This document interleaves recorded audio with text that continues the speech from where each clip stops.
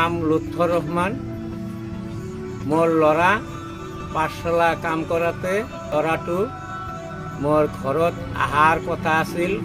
আইভাও মানে তেওঁ মানে ক'লাক বোলে আহি আছে, সেই ল'ৰাটো ঘৰত অহা নাই।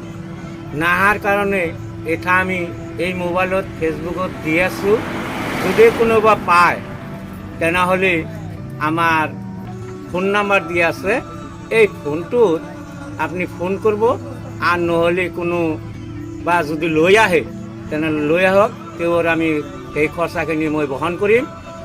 এইখিনি মোৰ কথা। ল'ৰাটোৰ নাম আছিল ৰাজিবুল হক।